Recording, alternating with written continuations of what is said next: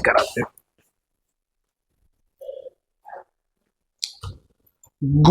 Good evening cadets, welcome to our channel Crack Merchant Navy and I Saurabh Kumar.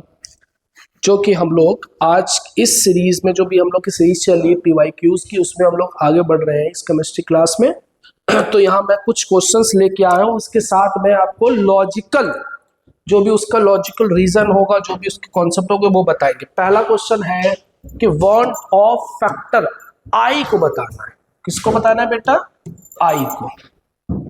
तो आई बराबर, एक तो फॉर्मूला होता है कॉलिगेटिव प्रॉपर्टी, मतलब calculated colligative property divided by observed colligative property. एक होता है normal molecular mass divided by abnormal molecular mass. और आई अगर आपको ये दिए हो तो कैसे आई निकलता, उसके बारे में आज बताएंगे।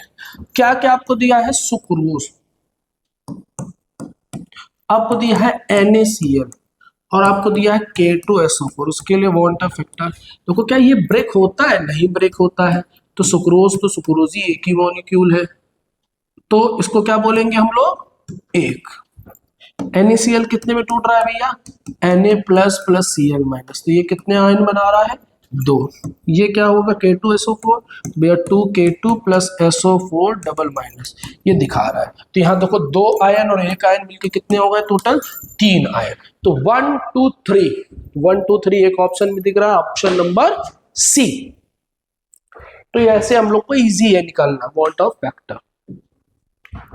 आगे बढ़ते हैं, बात करते हैं which of the following is the correct IUPAC name of amine. अब एमीन से दिख रहा है, तो बेटा एमीन 3 टाइप की होती है। कौन कौन सी बेटा? एक होती है प्राइमरी एमीन, एक होती है सेकेंडरी एमीन और एक होती है टर्सरी एमीन। ये कौन सी एमीन है? देखिए ये फॉर्मूला लिखा है CH3CH2 का होल टू NH, तो ये सेकेंडरी एमीन है आपकी। तो बेटा इसको ओपन करके लिख लेते हैं CH2 NH CH2 CH3। तो ये दोनों तो सफिक्स में जाएगा, उसका एक प्रीफिक्स। तो ये N पे कौन लगा? इथाइल, तो नाम हो गया N ethyl ethanamine, N ethyl ethanamine. तो कहाँ पे लिखा है N ethyl ethanamine? Option number B में। IUPAC तो आएगी भाई आपके क्वेश्चन में, ठीक है। तो ये सेकेंडरी एमीन से क्वेश्चन था, N इथाइल एथेनामाइन। आगे बढ़ते हैं,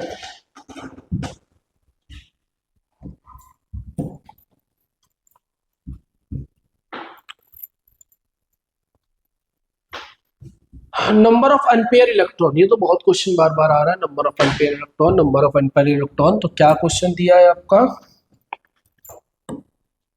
NiCN का होल 4 2 माइनस। तो सबसे पहले ऑक्सीडेशन स्टेट निकालिए। तो N का X मान लिया, 4Cn equal to -2, X plus 4 into -1 equal to -2, x minus 4 बराबर -2, x बराबर -4 प्लस 1, x बराबर क्या आ गया? +2। तो उसके ऑक्सीडेशन नंबर क्या होगा? +2। तो Ni किस फॉर्म में है? डबल प्लस की फॉर्म में। टोटल कितने इलेक्ट्रॉन है? 28। तो 28 2 प्लस है, तो भैया लास्ट इलेक्ट्रॉनिक कॉन्फ़िगरेशन क्या जाता? 4s2 3d8। तो दो निकालना, तो ये 0 हो गया, तो लास्ट ऑर्बिटल क्या बन गया? 3d8। तो 8 बन गया है। तो 8 इलेक्ट्रॉन कैसे बढ़ते हैं? 1 2 3 4 5 6 7 8। बट नोटिस करने वाली बात है, क्योंकि कुछ लोगों को नहीं पता होगा तो आंसर ये 2 लगा के आएंगे कि N की वैल्यू 2 पर इलेक्ट्रॉन भाग दिया। गलत होगा क्वेश्चन। कैसे सही होगा सर? देखिए यहाँ पे जो लिगेंड दिया है वो स्ट्रॉन्ग फील्ड है, और स्ट्रॉन्ग फील्ड लिगेंड क्या करता है? पेयरिंग करा देता है। तो इसको पेयर कर देगा, यहाँ पे कोई इलेक्ट्रॉन नहीं होगा, मीन्स क्या होगा? N की वैल्यू 0। तो इसका करेक्ट आंसर 1 होगा, ना कि 2। 0 होगा, ना कि 2, सॉरी 1 नहीं, 0 होगा, ना कि 2। कोई भी अनपेयर इलेक्ट्रॉन नहीं है। तो ऐसे आपको क्वेश्चंस करने हैं। क्लियर हो जाएगा? आगे बढ़ते हैं।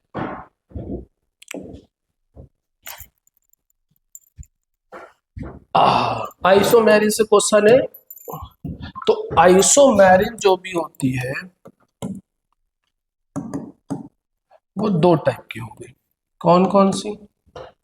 एक तो हम लोग पढ़ते हैं स्ट्रक्चरल और इसको बोलते हैं स्टीरियो। तो ये क्वेश्चन स्ट्रक्चरल थे और स्ट्रक्चरल में पढ़ेंगे एक आयोनाइजेशन, दूसरी आप पढ़ेंगे जो कि इसका एग्जांपल है, एक को हम लोग कहते हैं हाइड्रेट या कहते हैं सॉल्वेंट आइसोमेरिस, तीसरी लिंकेज, चौथी कोऑर्डिनेशन, पांचवी पॉलीमराइजेशन।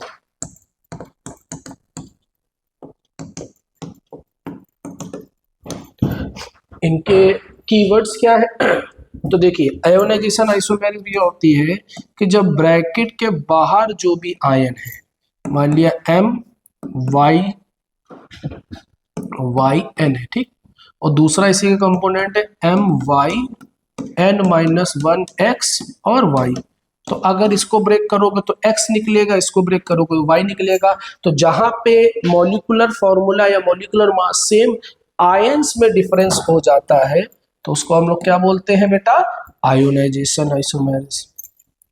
क्लियर? ये बात करते हैं हाइड्रेट और सॉल्वेंट। जब वाटर मॉलिक्यूल के में नंबर में डिफरेंस होगा तो वहां हाइड्रेट और सॉल्वेंट। जब एम्बिडेंटेड लिगेंड प्रेजेंट होगा तो लिंकेज। कोऑर्डिनेशन जब क्या होगा? आपस में लिगेंड, जब डबल कोऑर्डिनेशन स्फीयर, जैसे मैंने कहा MXY, ठीक, और NAB। अब दूसरा इसी का कंपोनेंट है MAB और NXY। तो देखिए लीगेंड एक्स एन के पास चला गया, यहां चला गया, तो इंटरचेंज और लीगेंड होता है, वहां पे कोऑर्डिनेशन बह जाती है। तो इसका आंसर क्या होगा?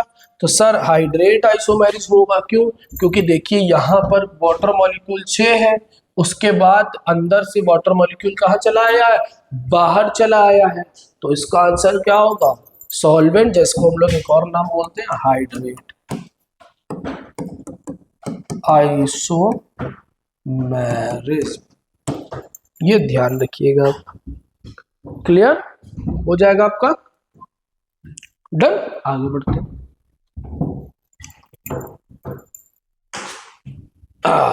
ये क्वेश्चन करिए। ये इलेक्ट्रोकेमिस्ट्री के है कि the number of faraday required to deposit a 1 gram equivalent of aluminium AlCl3 दिया गया है, 1 ग्राम W दिया है, और कितने फैराडे लगेंगे ये बताना आपको। तो क्या करना है? एल्यूमिनियम का है, AlCl3 ब्रेक होगा तो Al ट्रिपल प्लस बनाएगा और 3Cl माइनस बनाएगा। तो फर्स्ट लॉ से अगर क्यू बनाएंगे, फर्स्ट लॉ से क्यू बनाएंगे तो क्यू निकल आएगा। तो वहां से भी फैराडे आ सकता है, चार्ज से भी, मगर यहाँ से निकालेंगे तो इस इलेक्ट्रॉन को बैलेंस करने के लिए कितने लगेंगे भैया? 3 इलेक्ट्रॉन होगा। कितना इलेक्ट्रॉन होगा उसको बैलेंस करने के लिए? 3 इलेक्ट्रॉन। और 3 इलेक्ट्रॉन है तो कितने फैराडे? 3 फैराडे। कितने फैराडे? 3 फैराडे। अगर W दिया गया है तो भैया W बराबर क्या होता है? ZIT होता है या ZQ होता है। तो Q यहाँ से निकाल लो। टोटल इलेक्ट्रिसिटी भैया 127/3 इंटू 959600। इसको ऊपर दे दो 3 इंटू, इसको काट दो 9 और 96500 डिवाइडेड बाई 9। तो ये चार्ज आ जाएगा आपका।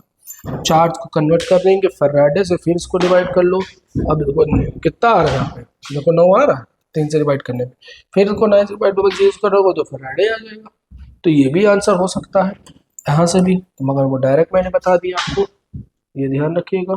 फिर बात करते हैं 6th क्वेश्चन पे। आप थोड़ा कमी क्वेश्चन कराएंगे।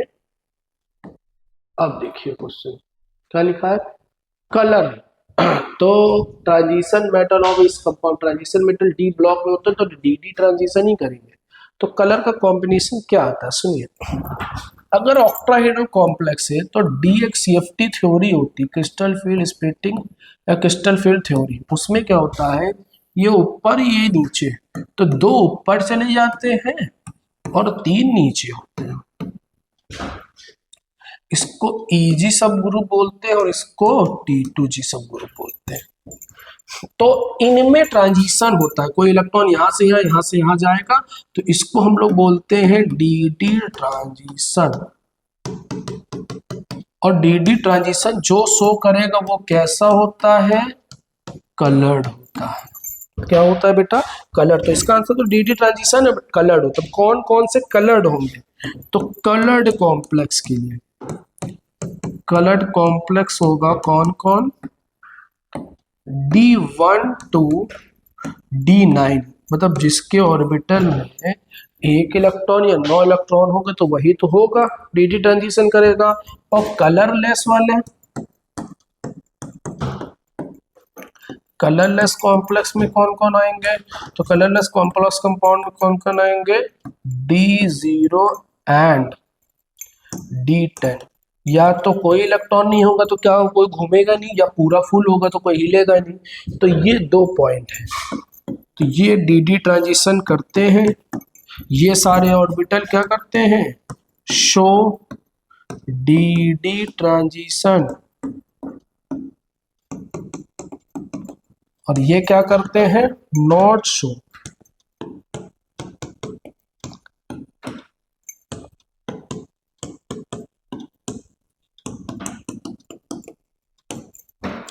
तो ये इसका रीजन क्या होता है क्या नहीं होता। तो ये है, क्योंकि मैंने इतना डीप इसलिए दिखा दिया कि अगली आगे आने वाले में आपको यही से रिलेटेड ही क्वेश्चन मिलेंगे। क्लियर, पहले इसको लिख लीजिए आप लोग थोड़ा।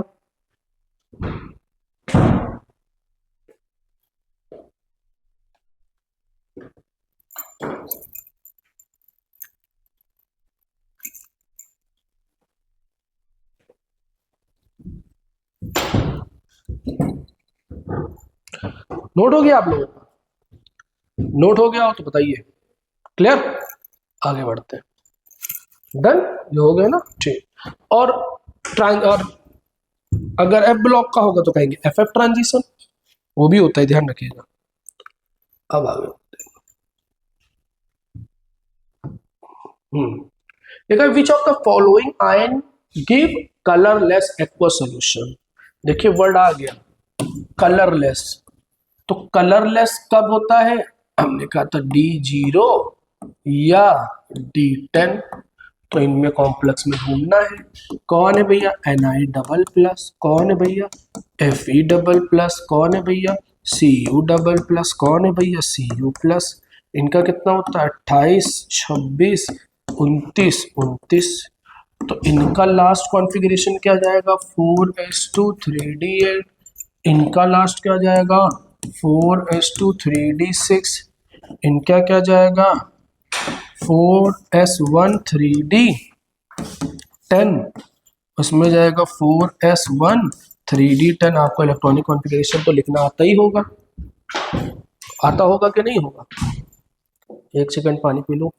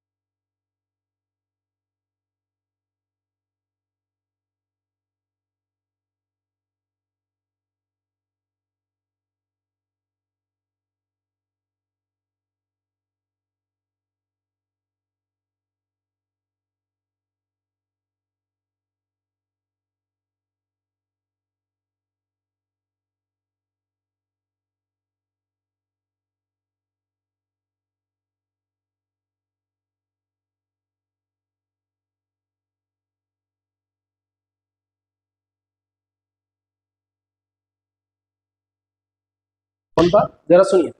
अब हमको क्या करना है, देखिए सब में 2+ आएंगे तो दो दो निकालने हैं। तो दो निकालने का मतलब क्या हो गया, देखिए यार इसमें से दो निकल गए तो ये 0 हो जाएगा भाई। तो देखो D10 D8 हो गया, इसमें से दो निकल जाएंगे तो कितना हो जाएगा यहाँ D6, इसमें से दो निकलेंगे तो ये 0 हो जाएगा और ये 9 हो जाएगा भाई। इसमें से एक निकलेगा तो ये 0 हो जाएगा। तो कहाँ D बचा 10, देखो ये सब तो ट्रांजिशन शो करेंगे, क्यों, क्योंकि ये D1 से ये सब किस में आ रहे हैं भैया सर, ये D1 to D9 मैंने कहा था कि ट्रांजिशन करते तो जो DD ट्रांजिशन करेंगे। और ये सब कैसे होंगे, कलर्ड होंगे। सर ये D10 आएगा तो फुल्ली है, फुल फील्ड है। फुल फील्ड में ना तो DD ट्रांजिशन होता ही नहीं है, तो DD ट्रांजिशन नहीं होता तो ये कैसा होगा, कलरलेस होगा।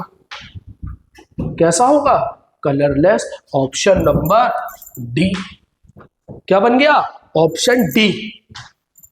तो ऐसे आपको क्वेश्चन करने मजेदार से, ये ध्यान रखिएगा, ठीक। आगे बढ़े। Which one of the following ion exhibit colour, ये क्वेश्चन आप करिए, मैं खड़ा हूं 2 मिनट, देखता हूं कौन बता पाएगा, कमेंट में देखूंगा आज रात में।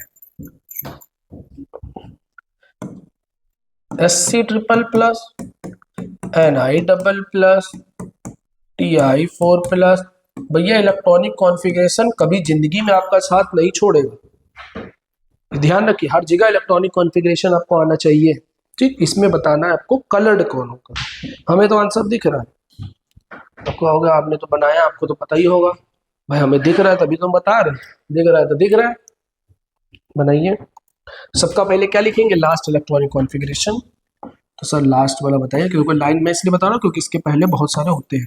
ये क्या बनेगा 4s2, ये भी क्या होगा 4s2 4s2 4s2, ठीक 4s2।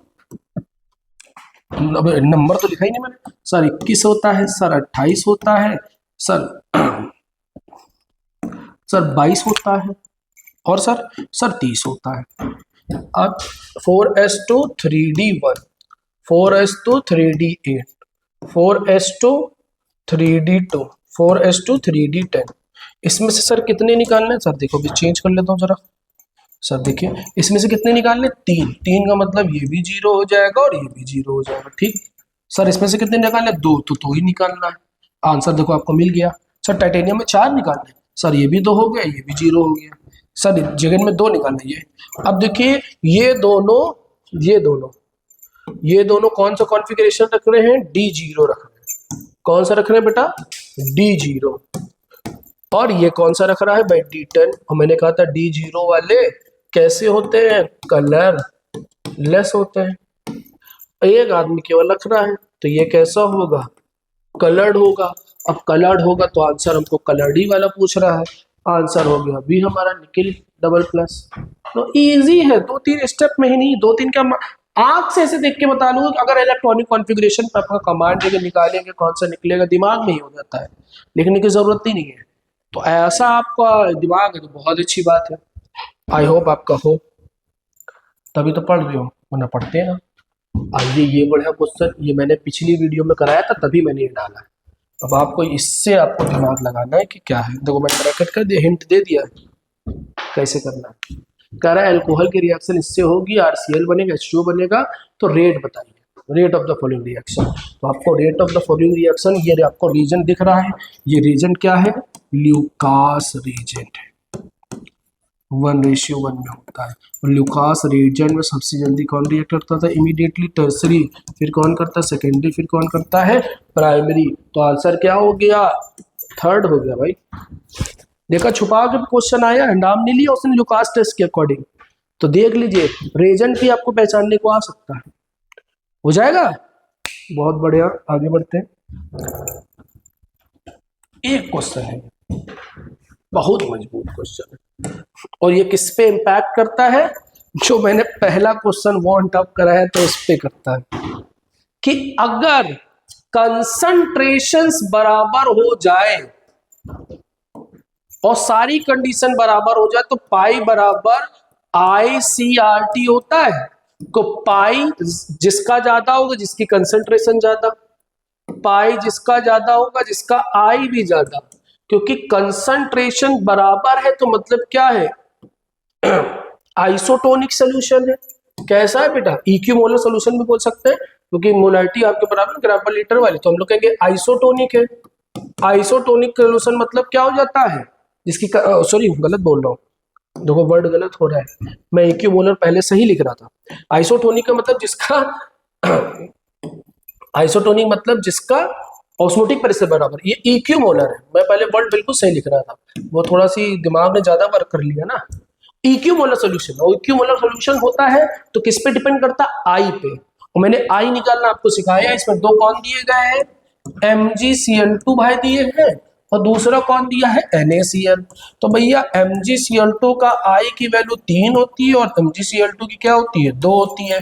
तो आई किसका ज्यादा है, ए वाले का। तो the solution A is greater than B, osmotic pressure में आंसर यही हो, the solution A is greater than B, ये आएगा। बोथ सोल्यूशन सेम कभी नहीं हो सकता क्योंकि आई नहीं है, क्योंकि अगर कुछ लोग कहेंगे कि दोनों के कंसंट्रेशन बराबर है, आई लिखा ही नहीं है, तो गलत जरूर हो जाएगा। Solution B is greater than N, ये हो ही नहीं सकता, क्योंकि आई उसका कैन नॉट बी डिटरमाइन, ये तो हो ही नहीं सकता भाई, क्योंकि वैल्यू तो कुछ ना कुछ आएगी ही आएगी।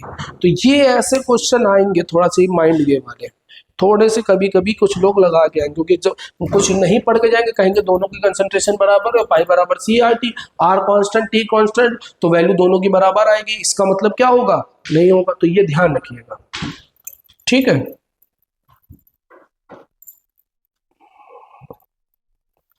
ठीक है, तो यहां आप क्वेश्चन करिए बढ़िया से, ठीक, डन है।